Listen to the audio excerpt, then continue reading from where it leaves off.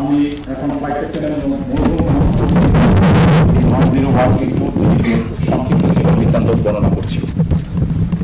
Flight channel Mohammad Tauqir ইসলাম 9 November 1997 তারিখে গোয়ালিয়র থানাধীন শুক্রবার গ্রামে এক সম্ভ্রান্ত মুসলিম পরিবারে জন্মগ্রহণ করেন।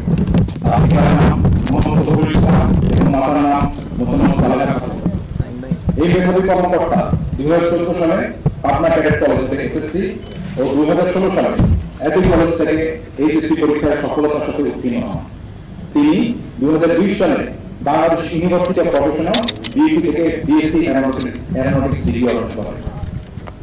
কর্মকর্তা 22 ডিসেম্বর 2016 তারিখে বাংলাদেশ বিমান বাহিনী একাডেমিতে যোগদান করেন এবং সফলতার সাথে প্রশিক্ষণ শেষে 1 ডিসেম্বর 2019 তারিখে জিডিপি শাখায় প্রমোশন লাভ করেন।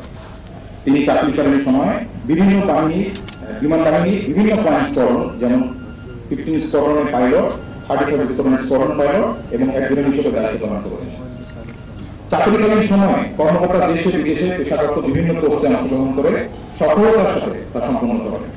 তিনি বাংলাদেশ বিমান বাহিনীর 11 স্কোয়াড্রন হতে বেসিক প্ল্যানিং ট্রেনিং, 15 স্কোয়াড্রন হতে basic jet and fighter promotion course, aeromedical institute হতে ফিজিওলজিক্যাল ট্রেনিং কোর্স এবং physiological indoctrination course, school of security and intelligence হতে officer basic air intelligence course, Bogura radar unit হতে electronic warfare course, school of physical fitness হতে watermanship course ও বিমান বাহিনী academy হতে potential flight commander course টিটিতে সম্পন্ন করেন। এছাড়াও তিনি অতি সম্প্রতি ভারত হতে operational training aerospace medicine fighter course সফলতার সাথে সম্পন্ন করেন। কর্মকর্তা 21 জুলাই 2025 আনুমানিক 13 কোটি টাকায় নিয়মিত প্রশিক্ষণ উচ্চারণকালে এক মর্মান্তিক বিমান দুর্ঘটনায় পতিত হন। পরবর্তীতে সম্মিলিত সামরিক হাসপাতাল ঢাকায় চিকিৎসাধীন অবস্থায় মৃত্যুবরণ করেন। ইন্না লিল্লাহি ওয়া ইন্না ইলাইহি রাজিউন। মরহুম কর্মকর্তা কমিশন চাকরি 5 বছর 7 মাস 21 দিন এবং মৃত্যুকালে তার বয়স হয়েছিল 27 বছর 8 মাস 13 দিন। মৃত্যুকালে তিনি মা বাবা, স্ত্রী এবং অসংখ্য গুণগান রেখে গেছেন। বিমান বাহিনীতে তিনি অত্যন্ত সততা, নিষ্ঠা ও দক্ষতার সাথে তার অর্পিত দায়িত্ব ও কর্তব্য পালন করেছেন।